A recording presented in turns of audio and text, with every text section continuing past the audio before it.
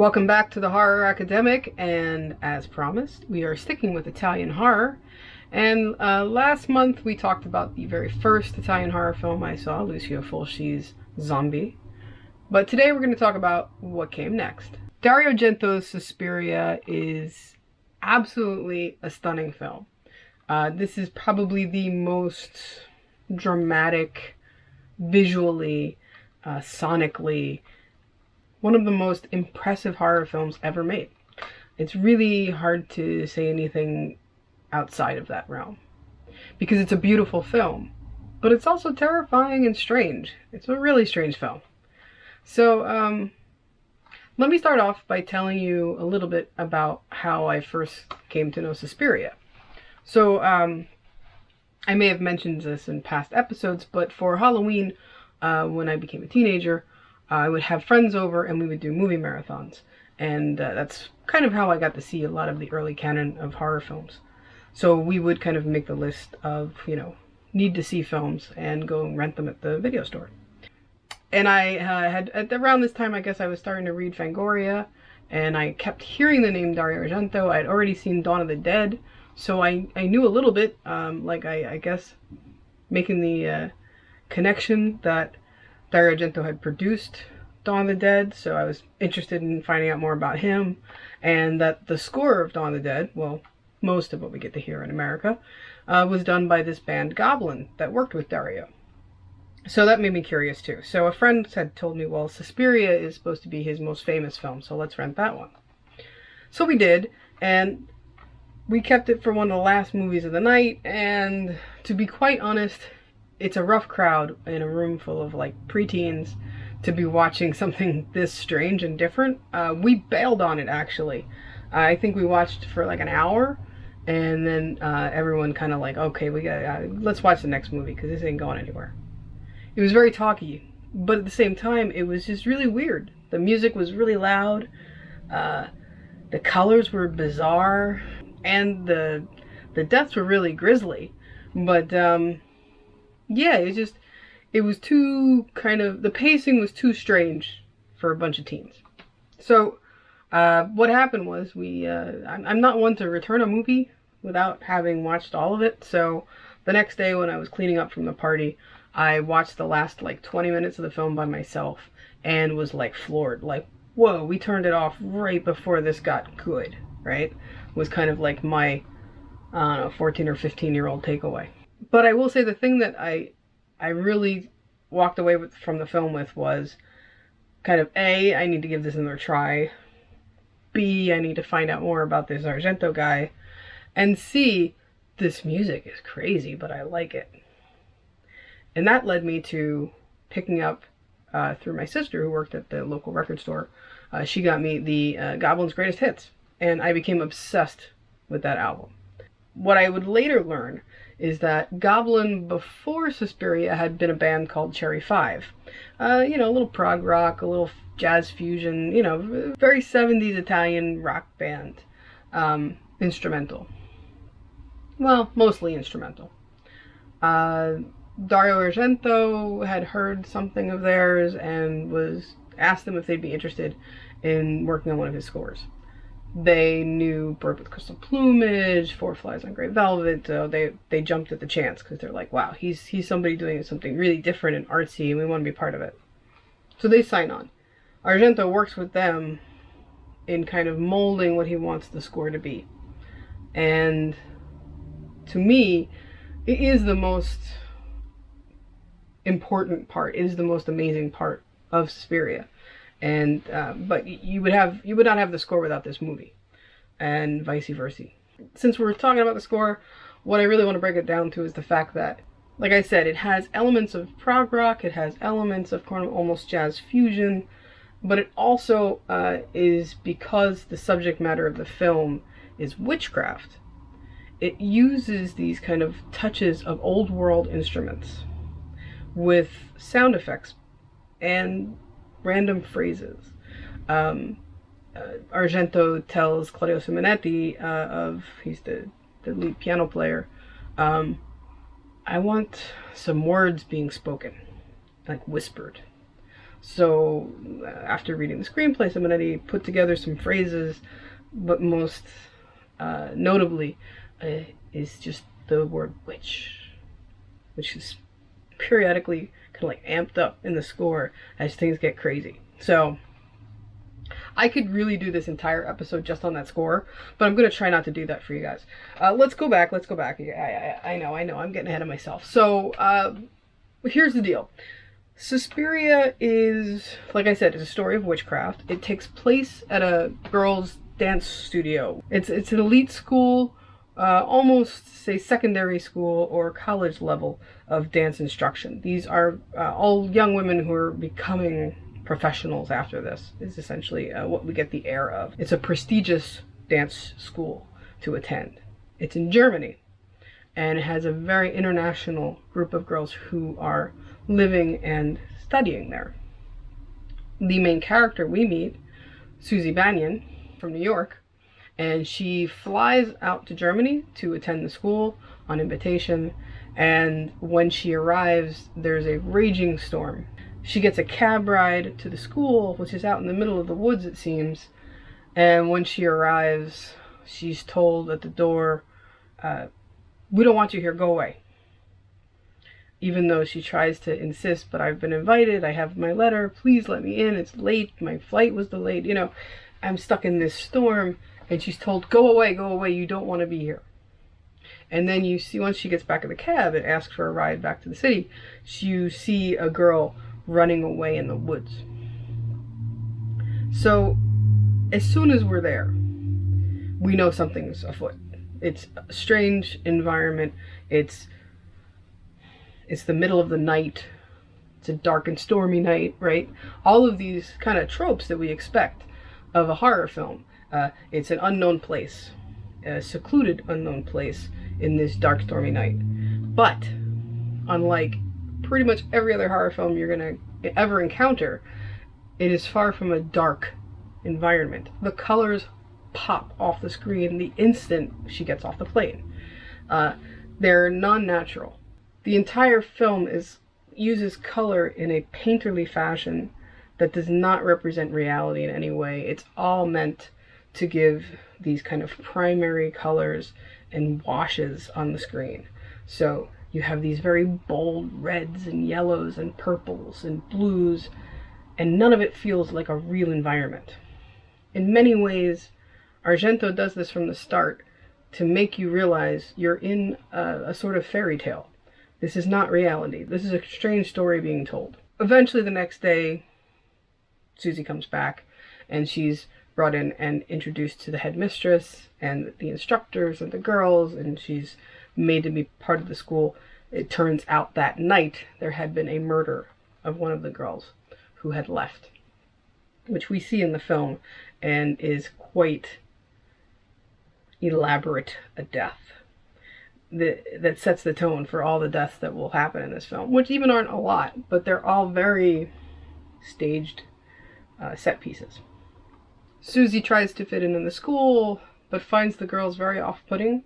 They're very catty, and they talk about money a lot. They're kind of at each other, but almost like younger children than they are, and she has a hard time kind of fitting into it. Eventually, she ends up staying in another girl's apartment because they don't have her room ready for her, but then I think within a day or two, she sees something that causes a strange headache. One of the old women who works in the school is polishing a metal object, and the ray of sun hitting it just the right way gives her this splitting headache, and after it she falls ill. So they have to rush her to stay. They find a room for her to stay at the school. And this is where things get really even more mysterious, because she's there all the time.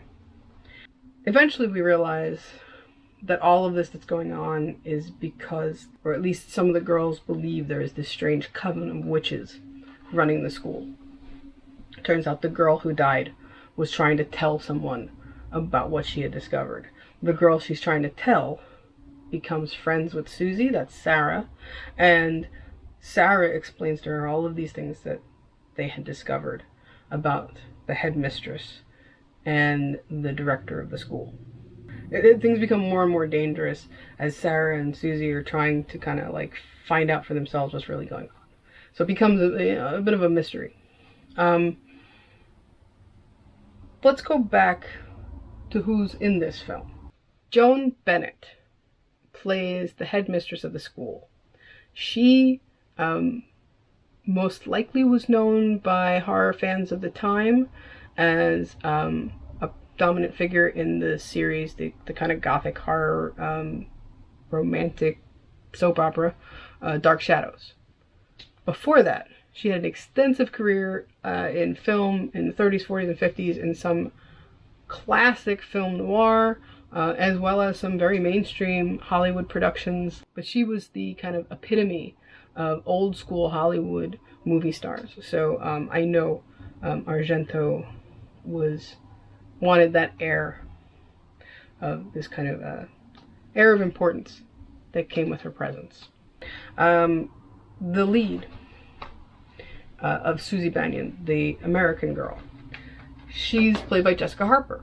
Now, I know Jessica Harper from Richard O'Brien's Shock Treatment, the sequel to the Rocky Horror Picture Show.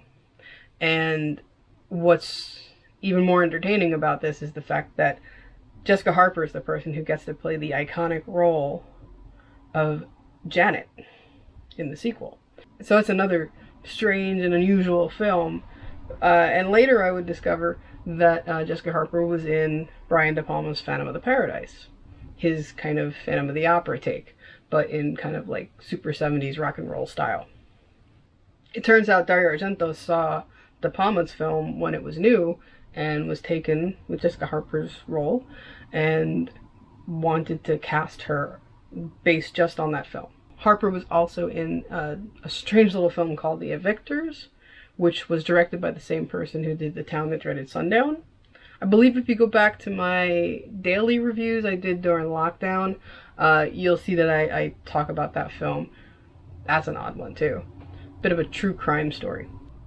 So she's got these kind of like three fairly iconic roles in horror. And also, I thought it was interesting to see that Jessica Harper had also appeared in both an episode of Tales from the Crypt and Tales from the Dark Side. So that's kind of cool.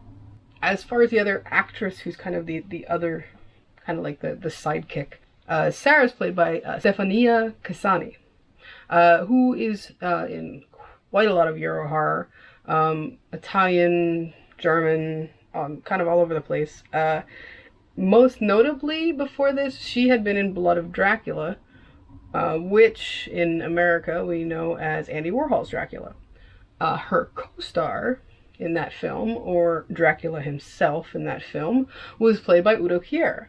Udo Kier has a small but important role in Suspiria. There's a moment when Susie's trying to contact Sarah's friend, that she doesn't know who he is, but just that it's someone she had been trying to get in touch with, and finds out, I believe that's her therapist actually, and meets with him to discuss the strange things that have been going on in the school.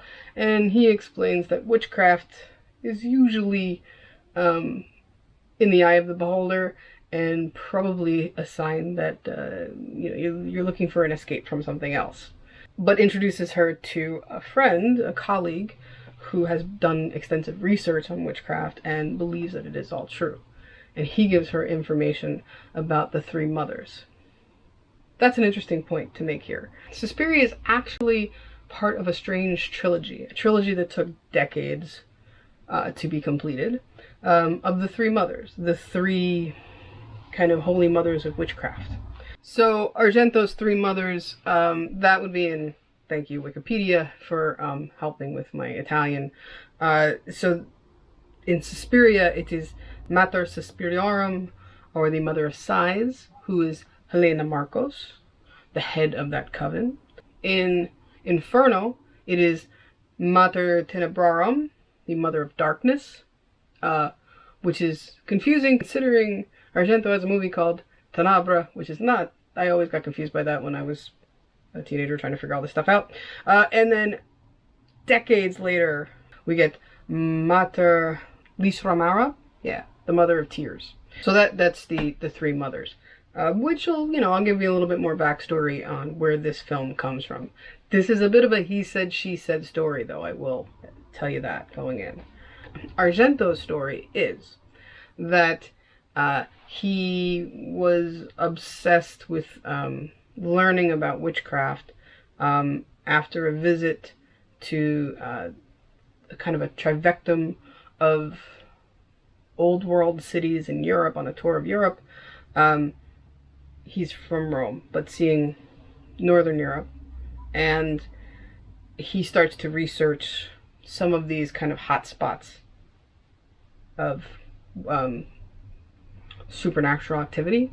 This magical triangle he discusses of cities of importance when it comes to witchcraft. So that's where the witchcraft side really comes from, as far as Dario says. Now, Dario Argento's longtime companion, muse,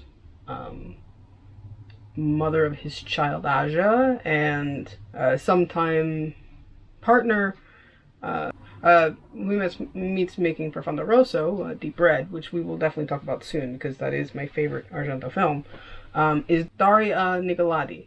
Now, Daria has a very different story, and she purports that she wrote the majority of the screenplay based on kind of bedtime stories that her grandmother told her about going away to a school of the arts, an academy of the arts for young girls, where she was terrified to learn when she was there that they also taught the girls witchcraft. How she was scared of the headmistress and all the teachers, and this very kind of based on real places and real people. So even Daria, when you hear her talk about it, is unsure how much of this was a story, how much of it may have been real, how much her grandmother may have been embellishing to make it a good tale to tell her granddaughter. But overall, it is really similar to what Suspiria turns out to be. Yes, she says she collaborated with Dario to make the screenplay, but it was her story. Dario Argento does not 100% back that that's where all the inspiration comes from.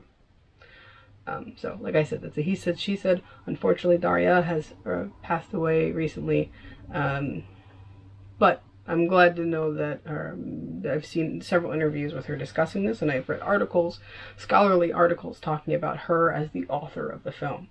So I have a belief that she came to him with this fully kind of fleshed out story, and he added his touches. And perhaps this research he may have already been doing on witchcraft got peppered throughout what was her existing screenplay. She definitely in interviews says that the elaborate and beautiful, if not shocking, murder scenes are totally Dario's work. But the story of the girls is hers. So, like I said, he said, she said. Only the two of them really would know. But from there, the influences that Argento kind of drew on to do this, because this is a huge shift in his career. 1977, with this film, he is kind of moving away from the giallos, which is the kind of thrillers that he had been famous for, with Bird of Crystal Plumage, Four Flies on Grey Velvet, Fondo Rosso.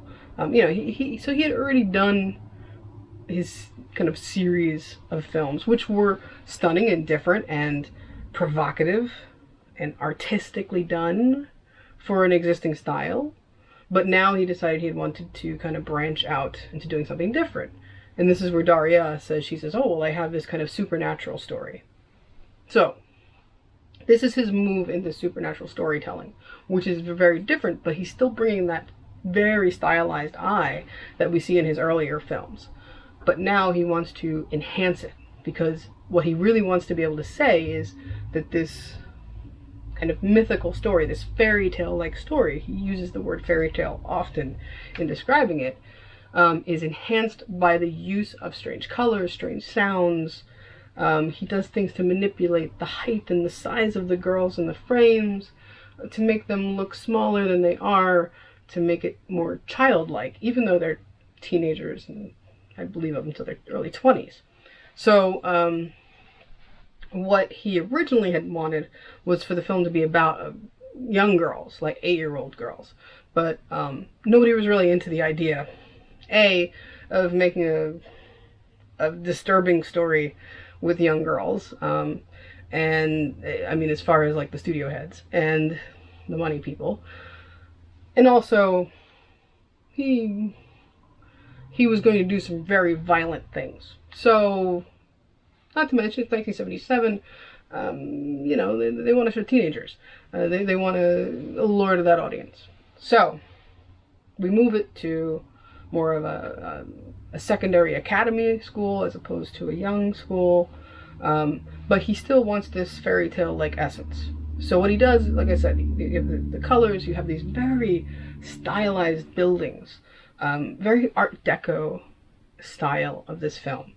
But he was very influenced by the film Snow White, the Disney animated film Snow White, and he wanted that feel. So that's why he was playing with colors in this kind of almost cartoon-like style, because he wanted to emphasize the way that cartoons could kind of have this otherworld, unnatural feel. So that's where we get these ideas of wanting to kind of like really push the limits of what they could do with color.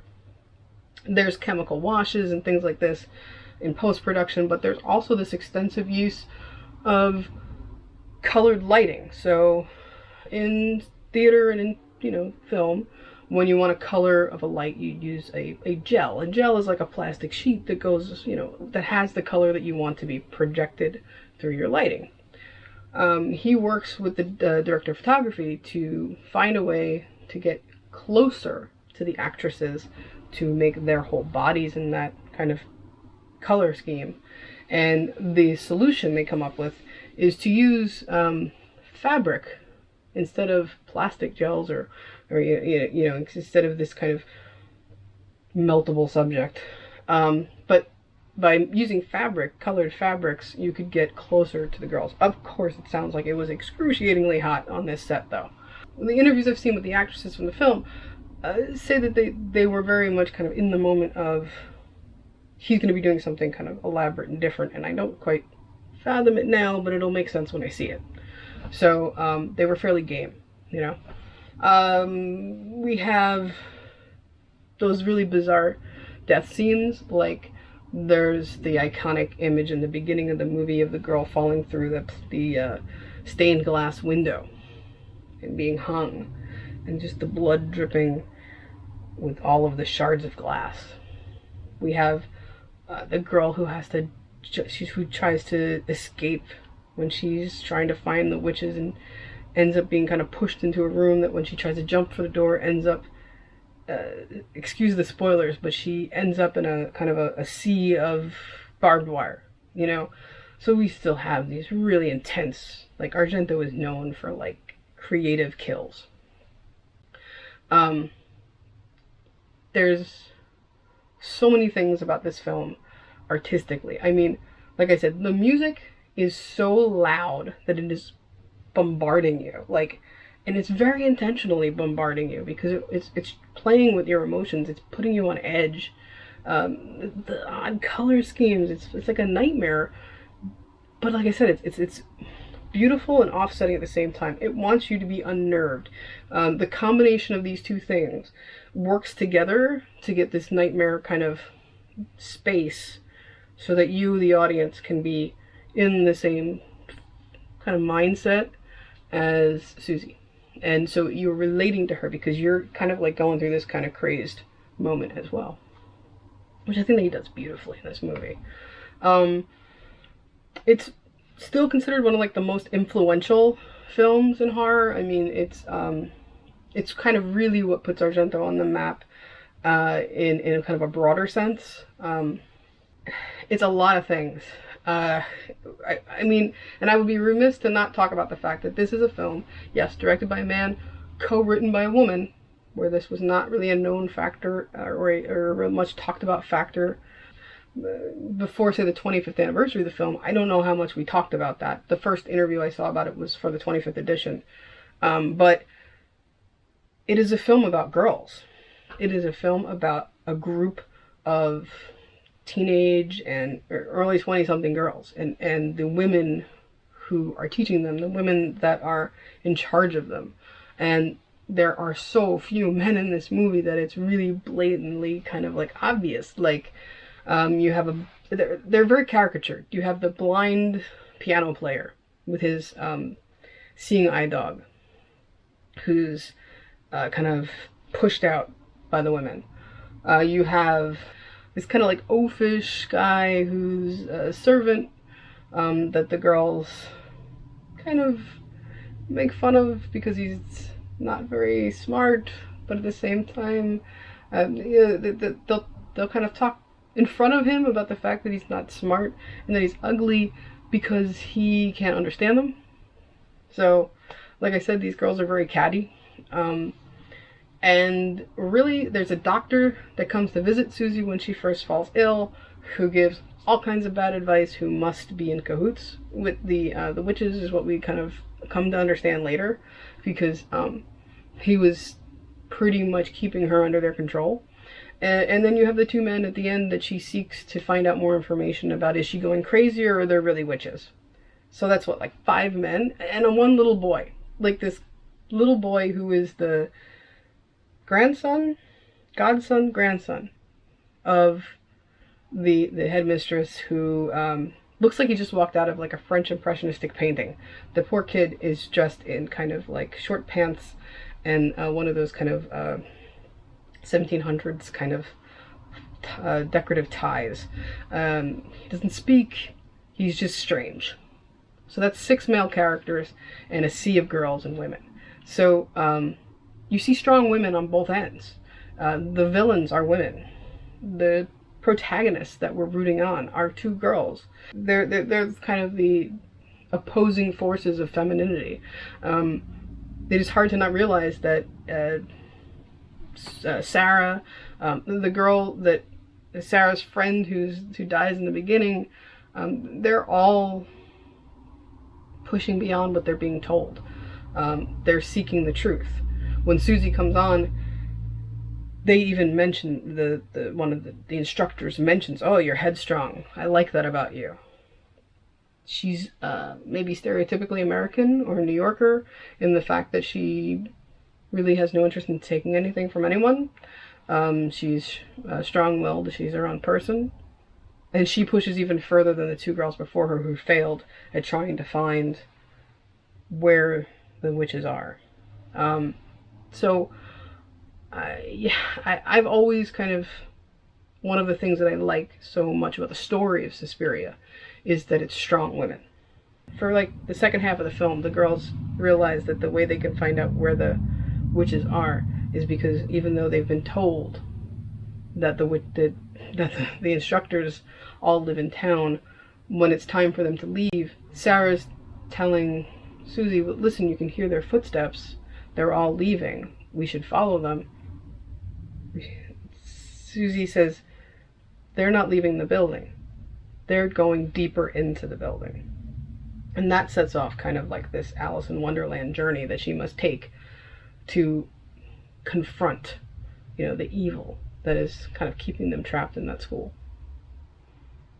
In that closing sequence, where Susie by that point is on her own doing this kind of hero's journey, the music is at its most intense.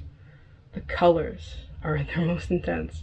We are there with her. There's moments where it's first person POV. So we see the curtain move back and we look into the room, the foyer where the iris, the blue iris is, which is the one detail that she remembers that the girl says that first night is the secret of the blue iris. That sequence is perfectly orchestrated. It plays out like its own short story of Susie confronting Helena Marcus. If you haven't seen the original Suspiria, you really need to see for yourself just what you're in for. This is, as much as I can try and explain it, it's hard to explain without seeing. So we have this prog rock blasting music, but with these old world instrumentations. We have these vivid colors with unnatural use of tone. It creates this kind of surreal, nightmare-like environment. Like I said before, taking those two elements together, it's beautiful, but it's disorienting. And you are just as dizzy by the end of the story as Susie. I'll say now that Suspiria isn't really my favorite Argento, but it is one of my favorites. And it's so different and groundbreaking that it has to be in like a top 5 most important horror films of all time. You can see the influence over the years, not just, like I said, of like early Disney animated films like Snow White, but also German Expressionism, early cinema being used. The director of photography talks about the influence of Georges Méliès's films, where he's using kind of magician's tricks in front of the camera. They're creating a world that does not have to represent reality. And Argento even says, I mean, it became such an expensive process to get the movie to look the way that it was in his head. And it took them so long to create it exactly the way he wanted it, that he was worried it would be his last film. But I think even more so because of that, he needed to prove that this, if it was going to be his last film, it was going to be his opus, right? So I think that's why it's so over the top and so amazing and so kind of like iconic. So you can see every flair that Argento is trying to kind of put in motion in this film. So obviously I've had a long love affair with this movie. If I was like, what, 14 or 15? Yeah, like 14 or 15. Somewhere around there when I saw it the first time. I had it on VHS. I do no longer have that VHS copy. What I do have, and I don't have a Laserdisc. I double-checked. I do not have a Laserdisc for this film, which is a gaping hole in my collection, I must admit. But what I do have, like I mentioned, the 25th anniversary edition. So this is one of those truly amazing Anchor Bay DVDs from, early 2000s. This collection here, let's see, 2001. So 2001 Anchor Bay, 25th anniversary. You have the film. You have this beautiful booklet that comes with it. You have the 25th anniversary documentary is its own disc. But then you also have, and this is what I love, you get the score, the full score on its own CD as well. So this is an amazing collection. It's limited edition. I mean, it's a massive box for DVD. But it was impressive also how this looked when it came out. Like, wow, all the colors looked right? But let's flash forward to the Blu-ray release. And this is the 2-disc special edition from Synapse. Now, Synapse does an amazing job with this transfer. The transfer alone is completely worth this purchase. I have never seen the colors so vivid. Supervised by the director of photography. So this is amazing. There's a couple of featurettes on here. A piece about the 40th anniversary of the film. It's a nice little piece. I would say though, for the documentary, I would definitely seek out the 25th anniversary. That is kind of like the definitive documentary about the making of this film. You will learn a lot in this because there's Dario, the director of photography, Goblin, Cassini, Kier, everyone is involved is in this edition. This is what you need to see. This is more film scholars and horror aficionados discussing the importance of the film today, which is also good and interesting. But yeah, if you want to know more about how the movie was made, I would invest in the 25th anniversary.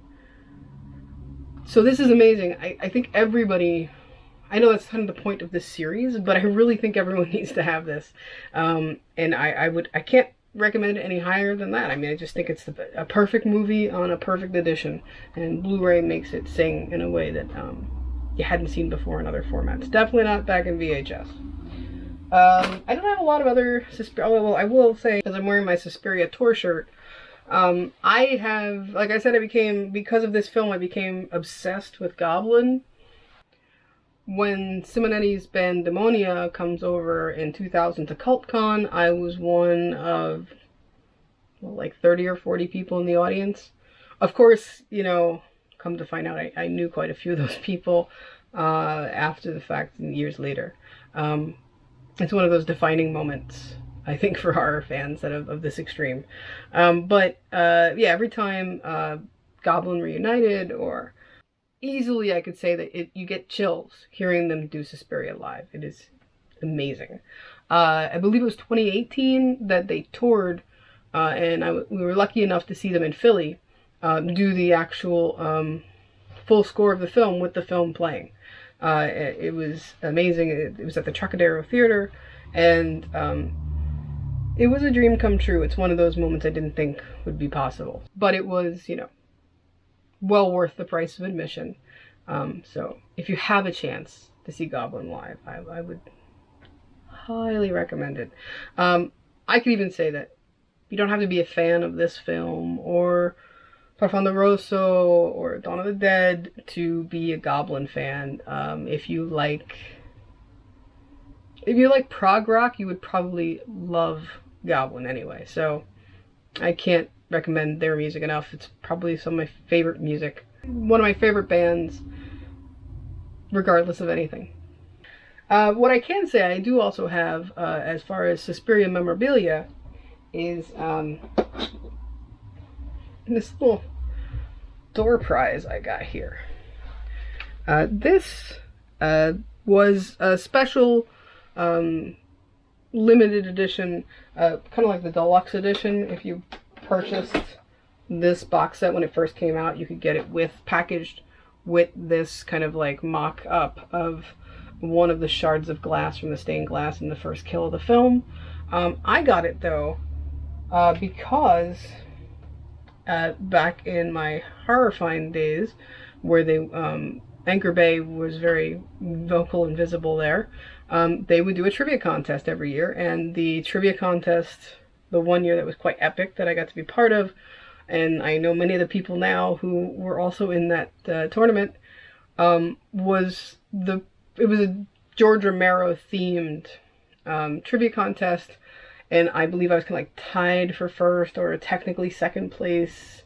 The goal was to win the not yet released Dawn of the Dead Ultimate Edition DVD box set, which I did get. But kind of as like a consolation prize for not getting to be the winner, I got this, which I'm very proud of. And it's quite fitting, because George Romero leads me to Suspiria, Dario Argento, and Goblin. So all of these things I really love. So as you can see, Argento himself, one of the most unique filmmakers in the genre, one of the most unique genre filmmakers in Italy, and known for an artistic flair fairly unlike what we just saw with Fulci, who's a bit more kind of rustic, and I would say his style is a little bit more utilitarian in storytelling, whereas Argento, much like Fulci, doesn't particularly care if the story makes sense. What he wants to know is if it feels like a nightmare. And Suspiria is a film that 100% succeeds in making the audience feel like you're watching a nightmare. So, number one about this film is music, music, music. But number two is the color, and the use of color is expressionistic and non-natural from the get-go. And those two together, like I said, not only makes it nightmarish, but gives it this otherworldly fairy tale. This is what Argento blends to make this masterpiece. So if you have not seen Suspiria, I highly recommend you run out and check it out. As a brief side note, you may ask, oh, but Victoria, I can't really comment about the remake because I never saw it. I'll be totally honest. When I heard they were making a remake of Suspiria, I said, well, that's kind of blasphemous. So, didn't have an interest. One of these days I will see it. I've been saying for the past 2 years that I really need to. So maybe I'll watch it someday soon and do a small addendum episode about it. But I think everybody needs to experience the original. So we'll leave it at that for today. And, you know, I hope to see you next month. We'll come back and we'll talk about another Italian horror film on the Horror Academic. Thanks.